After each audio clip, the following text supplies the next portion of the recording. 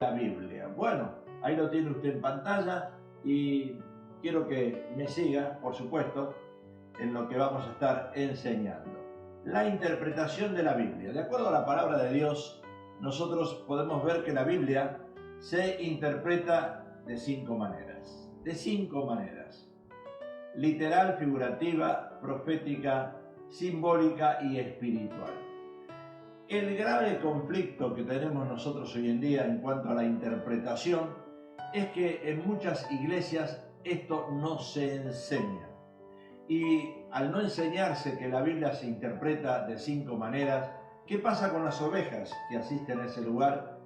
Hacen una interpretación personal.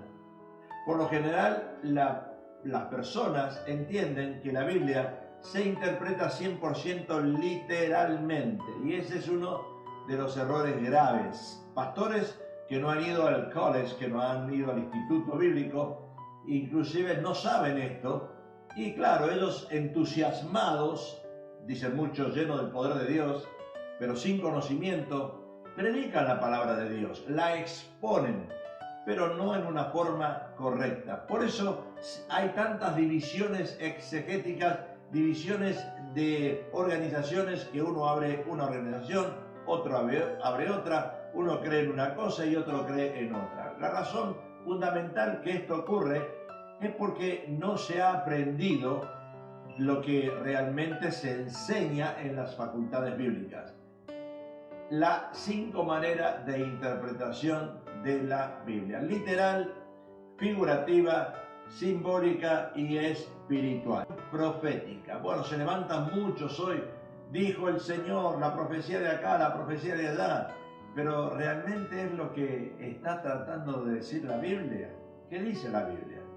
Si nosotros vamos al libro de Isaías, en el capítulo 9 y en el versículo 6, dice: porque un niño nos es nacido, hijo nos es dado, y el principado sobre su hombro, y se llamará su nombre. Acá dice: admirable, consejero, Dios fuerte, Padre eterno, príncipe de paz. Lo dilatado de su imperio y la paz no tendrán límite sobre el trono de David y sobre su reino, disponiéndolo y confirmándolo en juicio y en justicia, desde ahora y para siempre. El celo de Jehová de los ejércitos hará esto, dice la palabra de Dios. Bueno, Isaías, ahí vemos en 9:6, 740 años antes de que naciera Jesús, fue escrito. 740 años antes que naciera Jesús. Ahí lo dice en la pantalla, 740 años. Ahora, ¿qué significa interpretar un contexto profético? Si vamos al sinónimo de interpretación, significa comentar, explicar, analizar, definir, descubrir, aclarar, comprender, concluir, demostrar, asimilar, exponer, entender. Cuando yo predico la palabra de Dios, cuando yo hago un mensaje expositivo, tengo que entender bien el contexto. Un texto sin contexto es un pretexto. Y eso es lo que muchos hoy usan. Textos sin contextos y lo aplican literalmente a la vida humana y claro, castigan a cualquiera, ¿verdad? Ahora, hay ciertas reglas que nosotros tenemos que entender de interpretación profética. Ciertas reglas de interpretación. Nosotros tenemos que, en primer lugar, determinar el fondo histórico del profeta y de la profecía. Determinar el tiempo histórico. Cuando usted lee un manual de instrucciones, usted tiene que entender quién lo escribió, en qué época fue escrita. O sea, el fondo histórico del profeta y de la profecía. Conocer al autor. Es muy importante cómo conocer al autor. Y eso es lo que muchos no hacen hoy en día, conocer al autor. En segundo lugar, determine el sentido completo y la significación de todos los nombres propios, eventos, referencias, biografías y costumbres o culturas, y también referencias a la flora y a la fauna. Eso tenemos que nosotros entenderlo. En tercer lugar, determine si el pasaje es profético o didáctico. Si es didáctico, quiere decir de la enseñanza relacionada con ella o adecuado para esa enseñanza. Si es profético, determine si se ha cumplido esa profecía, ya se cumplió, o si es condicional. Eso es muy importante también. En cuarto lugar, determine si el mismo tema o concepto es tratado también en otra parte. Si nosotros vemos que un texto o un contexto se trata en la Biblia en 7 lugares, bueno, ese es un principio que tenemos que entender mejor. Eso es aplicable. Pero si es un pasaje solo en un lugar solo, tenemos que entenderlo. No podemos usar ese pasaje generalizando todos los contextos de la Biblia. Determine si el mismo tema o concepto es tratado también en otra parte, por supuesto, y como recordatorio, mantenga viva en la mente la evolución del pasaje, es decir, ponga atención al contexto, como dije antes. Cuando usted lee la palabra de Dios y lee un texto, tiene que ir al contexto. Yo siempre les digo a los hermanos, yo voy al cine, cuando usted va al cine y va a ver una película, por lo general entro y empieza la película, y si yo no viese la carne del medio y veo solo a la final, ¿qué es lo que interpreto yo de esa película? ¿Qué es lo que yo entiendo? Vi un principio, vi el final, pero no vi el contexto. Entonces, puedo asegurar ciertas cosas, o puedo interpretar ciertas cosas, o puedo arriesgarme a decir esto lo hicieron por esto. No, si yo no entiendo el contexto de la película, ¿cómo voy a opinar? Lo mismo ocurre en consejería. Yo soy consejero matrimonial, consejero de la familia, y cuando alguien viene a mí a buscar ayuda, vienen y sueltan todo de golpe. Pero hay que ir al cuadro de la vida, hay que ir al contexto. ¿Dónde inició el problema? Tengo que saber yo dónde inició el problema. No puedo aconsejar a nadie si no sé dónde fue el inicio. O sea que todos los contextos son importantes. Ahora, ponga cuidado a aquellos elementos de la profecía que son puramente locales o que son temporales. Eso tenemos que nosotros entenderlo también. Ahora, toda la interpretación literal de la profecía como guía límite en la interpretación profética. Tome la interpretación literal de la profecía como una guía límite en la interpretación profética. O sea, que esa profecía escrita, en este caso por Isaías, puede estar ocurriendo hoy en día, lo mismo de lo que va a suceder después.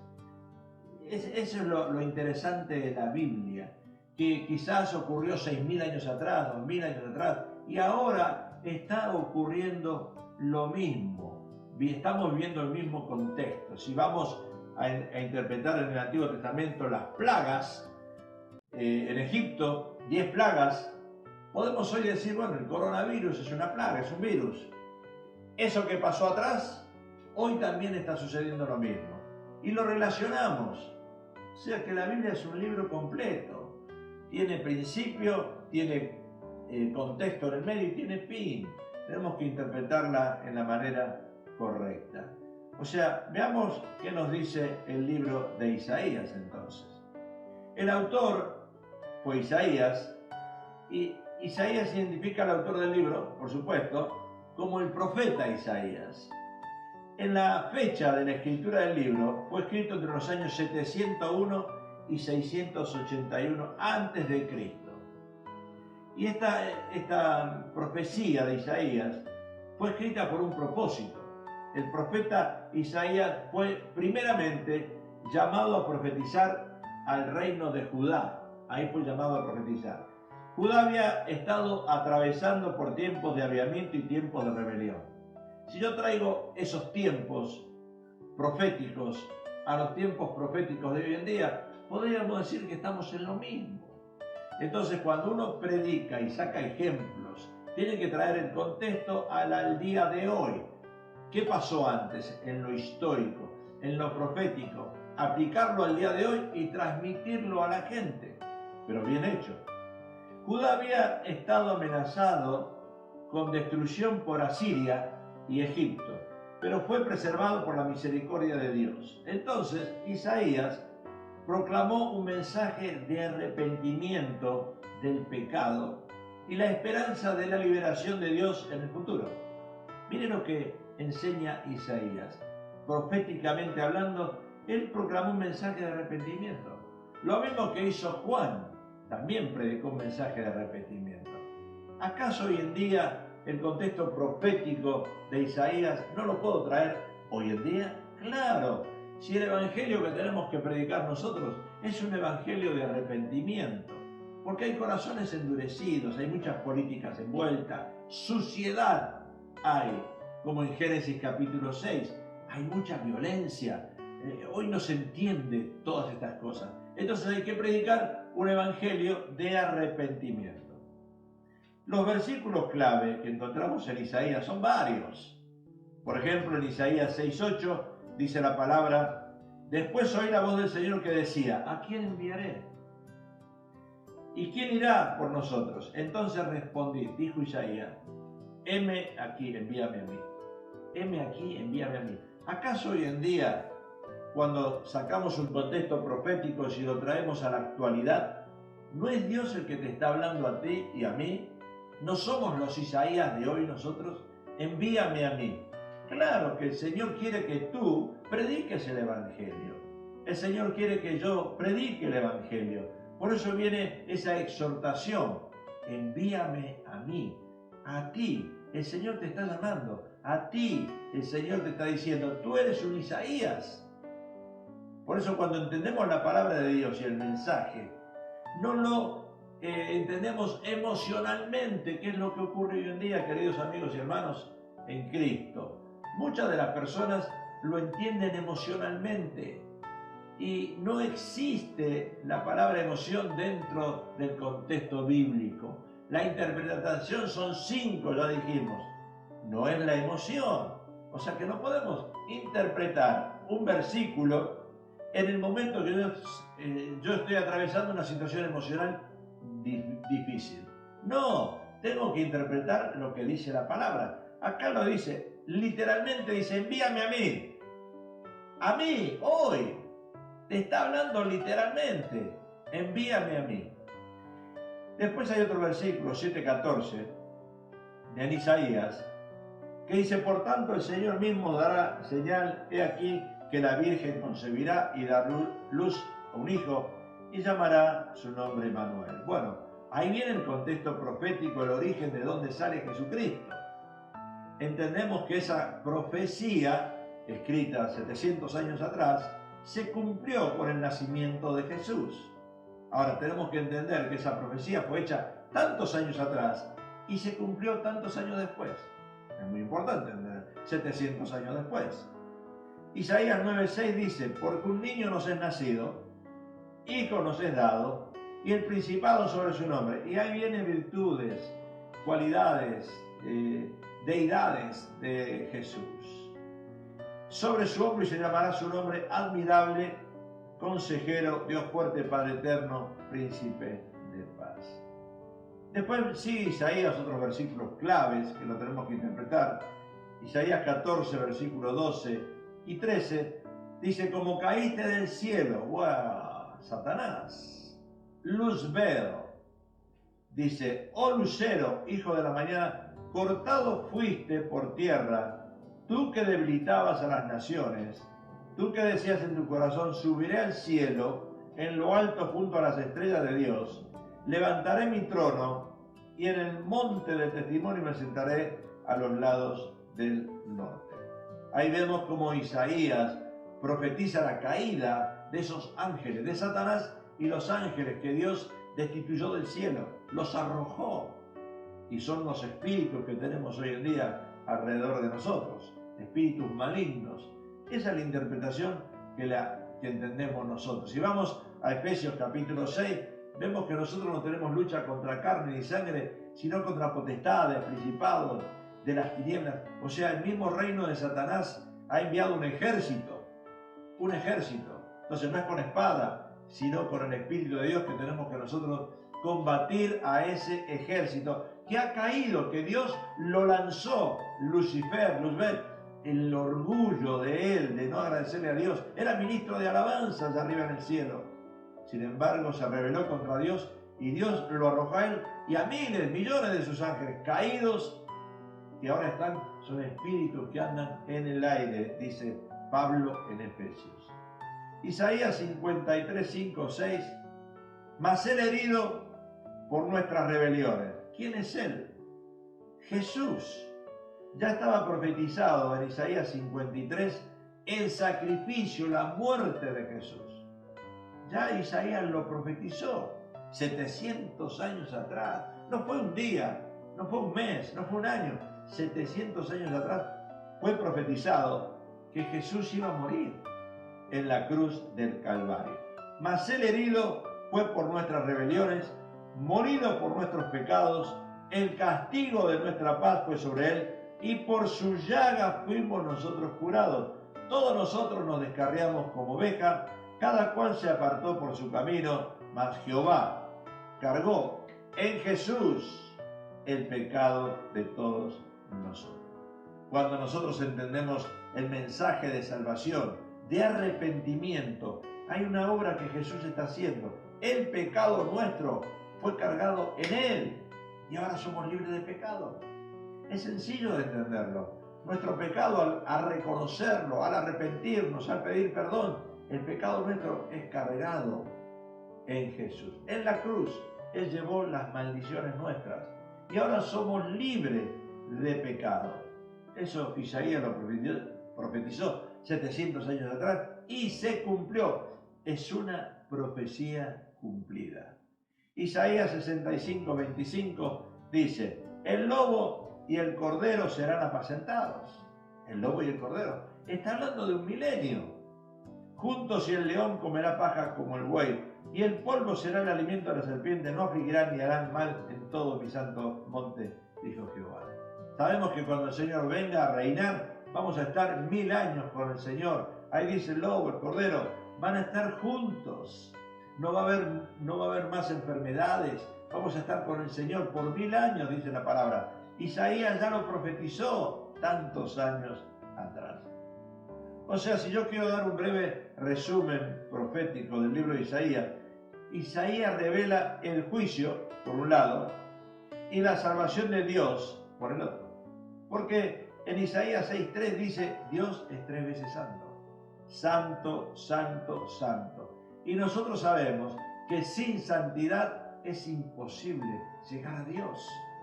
Isaías lo escribe. Por tanto, él no puede permitir que el pecado quede impune, dice Isaías capítulo 1, versículo 2, 2:11 al 20, capítulo 5, 30, 34, 1, 2 y 42, capítulo 42, 25. Él no puede pasar por alto el pecado. Cuidado. El pecado es una luz roja que Jesús puso, una advertencia que si la cruzamos podemos morir, tener un accidente grave y morir. Isaías describe también el juicio venidero de Dios y dice que es un fuego consumidor. En Isaías 1, versículo 31 y Isaías 30, versículo 33. Un fuego consumidor. El juicio de Dios va a ser un fuego consumidor. Cuando el juicio de Dios caiga sobre la tierra, la 3/4 parte de la tierra se convertirá en sangre. O sea que Isaías ya lo reveló, lo profetizó tantos años atrás y eso se va a cumplir dentro de poco. El Señor va a venir a buscar a su iglesia, vamos a ser arrebatados, dice la palabra que se llama arrebatamiento, y después el Señor va a venir con nosotros a morar en la tierra. Ahí dice la palabra de Dios, ¿verdad? Y vamos a estar con el Señor 1000 años. O sea que al mismo tiempo Isaías comprende que Dios es un Dios de misericordia y de gracia. También eso fue profetizado por Isaías. Isaías capítulo 5, versículo 25, capítulo 11, versículo 16, 14, 1, 2, 32, versículo 2, 40, versículo 3, 41, 14 al 16. Dios es un Dios de amor y de misericordia, pero también de juicio. Así que lo tenemos que entender nosotros. ¿Por qué? Porque la nación de Israel, tanto Judá como Israel completa, vive en una ceguera total. Acuérdense que Israel, el pueblo escogido por Dios, no es un pueblo que cree en Jesucristo. Y el único que será salvo es a través de Jesús. E Israel, en este momento, el pueblo de Israel, hay judíos que han aceptado a Jesús y son salvos, pero por lo general el judío vive en el Torah, en el Antiguo Testamento, no es salvo. Ellos conocen, vive bajo la ley, pero no aceptan que Jesús fue el Mesías y que vino a rescatar al mundo entero. Solo por su misericordia y sus promesas, a Israel, porque se la hizo a Israel, Dios no permitirá que Israel o Judá sean completamente destruidas. ¿Por qué? Dice Isaías que Él va a traer restauración, perdón y sanidad. ¿Dónde lo vemos eso? En Isaías 43, versículo 2, 43, 16, 19 y 52, 10, 12.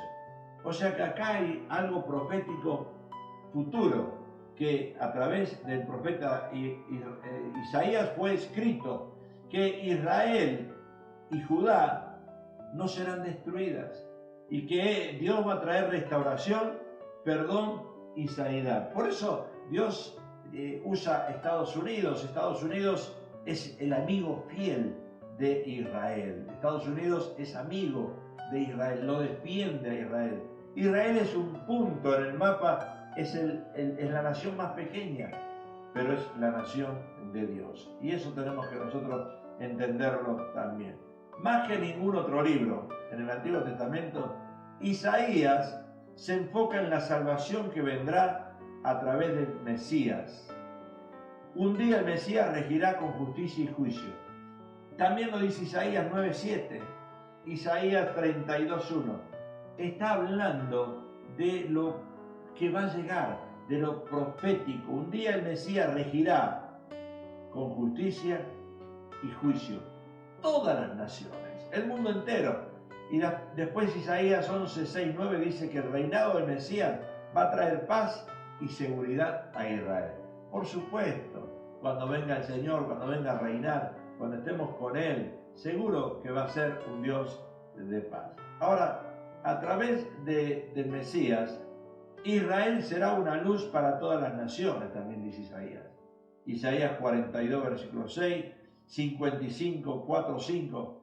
A través del Mesías, Israel será una luz para todas las naciones. Fíjense que el foco, nosotros cuando la Biblia habla que tenemos que poner los ojos nuestros en la higuera, en Israel, nuestros ojos tienen que estar diariamente puestos en Israel. Israel es todo para nosotros. La Biblia enseña un Israel pasado, presente y futuro. De allí viene. Y allí el Señor cuando vuelva a la tierra, va a poner sus pies en el monte Sinaí, en el monte santo. Ahí va a poner sus pies Jerusalén. El Señor Jesús. El reino del Mesías en la tierra, en Isaías capítulo 65, 66, es la meta hacia la cual señala todo el libro de Isaías. El reino del Mesías, el reino futuro del Mesías, el reino. Tú y yo vivimos en un reino. Aunque no ha llegado ese reino futuro que dice Isaías, pero tú puedes vivir en el reino de Dios o en el reino de Satanás. Tú escoges en qué reino vivir. Yo quiero vivir en el reino de Dios. ¿Y cómo se hace para vivir en el reino de Dios? Para vivir en el reino de Dios, yo tengo que aceptar primero que la palabra de Dios, la Biblia, fue escrita por Dios. Completamente la Biblia es una profecía, es un libro escrito completamente por Dios. Tengo que aceptar eso. Y en segundo lugar, tengo que obedecer lo que la Biblia dice. Tengo que obedecer lo que la Biblia dice. Por eso, si yo obedezco, vivo en el reino de Dios. Si yo no obedezco la Biblia, Si una cosa de lo que dice la Biblia no es obedecida por mí, es completamente nula todas las demás. Así que es pecado. Basta que yo no obedezca una sola cosa. Así que es muy importante entender eso, queridos amigos. Es durante el reinado del Mesías que la justicia de Dios será totalmente entonces revelada al mundo. Ahora no, porque ahora hay ciegos espirituales, duros de corazón, rebeldes contra Dios. Tenemos una sociedad rebelde. En una aparente paradoja, entonces, el libro de Isaías también presenta al Mesías como uno que va a sufrir. Bueno, el Mesías que fue a la cruz, claro, a dar su vida, su sangre preciosa. Sin derramamiento de sangre no hay remisión de pecado, dice la palabra de Dios.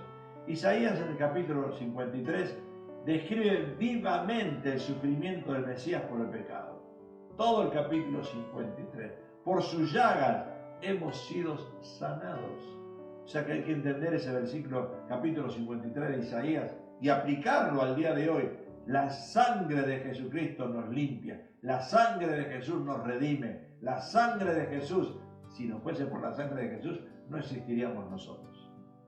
Entonces es a través de esas heridas que se alcanza la sanidad. Es a través de su sufrimiento que nuestras iniquidades son borradas. Y esta aparente contradicción se resuelve solo en la persona de Jesucristo. Jesús es el abogado que nos lleva al Padre. Nosotros no podemos llegar a Dios. El pueblo judío quiere llegar a Dios y no llega. Porque la única manera de llegar a Dios es a través de Jesús. Jesús nos lleva a Dios. Jesús es nuestro abogado, dice la palabra de Dios. En su primera venida, Jesús fue el siervo sufriente, dice Isaías 53. En su primera venida. Sufrió. Él pagó, dice la Biblia, el justo por los injustos. Justo por pecador fue a la cruz. Tú y yo teníamos que ir a la cruz, pero fue Isaías. Fue Jesús, perdón. Entonces Isaías lo relata en el capítulo 53. En su segunda venida, Jesús será el rey conquistador y soberano, el príncipe de paz, Isaías 9:6. Cuando venga Jesús como rey, en el caballo blanco que los judíos esperaban, no un asno, cuando entró a Jerusalén, un caballo blanco. Bueno, eso es lo que vendrá Jesús. Ahora hay referencias proféticas en la palabra de Dios. Y como antes mencionamos, el capítulo 53 de Isaías describe la venida del Mesías, el sufrimiento que él soportaría con el fin de pagar por nuestros pecados. En su soberanía Dios orquestó cada detalle de la crucifixión de Jesús para cumplir cada profecía de este capítulo, así como otras profecías mesiánicas del Antiguo Testamento. Tal como lo dijo Isaías 53, se cumplió en el Gólgota, en la cruz. Jesús cumplió esa profecía. Él fue hace 2000 años atrás en una forma voluntaria a la cruz, a morir, a derramar su sangre preciosa. Por eso el símbolo del cristiano es la cruz. Nosotros morimos como Cristo murió, dice Pablo en Romanos. Si tú no mueres como Cristo murió, no te sirve la religión, no te sirve el cristianismo. Yo veo en consejería que hay personas que se quejan, critican al otro, buscan culpabilidad en otro ser humano y no han muerto. Dice la Biblia en el Nuevo Testamento, si un grano de trigo no cae y muere, no da fruto. Hay que ir a la cruz, hay que ir a la cruz, hay que ir a la cruz. Lo único que nos queda a nosotros como cristianos es ir a la cruz, no reclamar, no pedir otra cosa diferente, no pedir que otro cambie, no pedir nada de eso. Yo tengo que hacerme un autoexamen yo mismo. Solo yo tengo que ir a la cruz y entender que ese lugar, que esa cruz era para mí. Yo tenía que haber estado en esa cruz, no Jesús. Y olvidarme del contexto humano. Yo no puedo salvar a nadie, solo Jesucristo lo puede salvar en la cruz del Calvario. Ahora, aunque Él fue sin pecado, Dios puso en Él nuestro pecado, dice la palabra de Dios, en 2 Corintios 5:21. Y hay una aplicación práctica de Isaías. El libro de Isaías nos presenta a nuestro Salvador con un innegable detalle. Él es el único camino al cielo, dice Isaías. El único medio para obtener la gracia de Dios. El único camino, la única verdad y la única vida, dice Juan 14:6. El camino, la verdad y la vida es Jesús. En Hechos 4:12 también dice lo mismo. Sabiendo el precio que Cristo pagó por nosotros, ¿cómo podríamos descuidar o rechazar una salvación tan grande? Hebreos 2:3. Porque la salvación se pierde. No somos salvos, siempre salvos. Cuidado con esas herejías y esas iglesias que predican que la salvación siempre es salvo uno y no se pierde. Salvo siempre salvo. Lee la palabra de Dios y entiende bien lo que quiere decir ser salvo. Tenemos solo unos pocos cortos años en la tierra para venir a Cristo. Hoy es el día aceptable y abrazar la salvación que Él solo ofrece. No hay una segunda oportunidad. Muchas veces llega la oportunidad a tu vida, es como una soga arrojada de una colina a otra, de un gil a otro. Jesús arrojando la soga y tú dices, bueno, voy a esperar. Y la soga va y viene con fuerza, la primera vez, la segunda va y viene más despacio, la tercera va y viene. Y cuando viene la cuarta y tú quieres alcanzarla, no alcanzas la soga y te vas al precipicio. Eso es lo que está pasando hoy en día con muchos, que esperan para llegar a la salvación que es en Jesús. Y ese es esta vez el mejor resumen de cómo Isaías vio a la nación de Israel. Israel tenía una apariencia de rectitud, como muchos cristianos piensan, yo soy el mejor, yo soy salvo, yo no voy a perder la salvación, pero solo era una fachada. Hay hipocresía en muchos cristianos, hay hipocresía en muchos pastores, hay hipocresía en muchas organizaciones eclesiásticas. Maldito el hombre que confía en el hombre, pero bendito el hombre que confía en Jehová de los ejércitos. O sea que en el libro de Isaías, el profeta Isaías desafía a Israel a obedecer a Dios con todo su corazón, no solo en el exterior, de adentro. El deseo de Isaías era que aquellos que oyeran y leyeran sus palabras fueran convencidos de volverse de su maldad e ir a Dios por el perdón y la sanidad. O sea que ahí lo dice Isaías, el texto que hemos leído, un niño nos es nacido, hijo nos es dado, y el principado sobre su hombro, y se llamará su nombre admirable, consejero, Dios fuerte, Padre eterno, príncipe de paz. Lo dilatado de su imperio y la paz no tendrán límites. Sobre el trono de David y sobre su reino, disponiéndolo y confirmándolo en juicio y en justicia desde ahora y para siempre.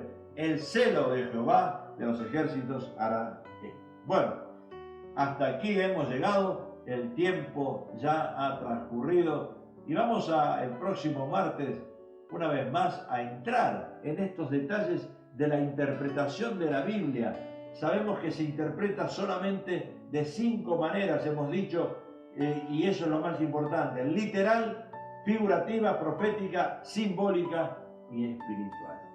Que Dios te bendiga, que Dios te tenga en lo mejor, en su gloria, y nos vemos mañana, nos volvemos a sintonizar una vez más. Aquí recuerda que estás en el ministerio Majestad Shekinah con los pastores Pablo y Elena Precios. Dios te bendiga.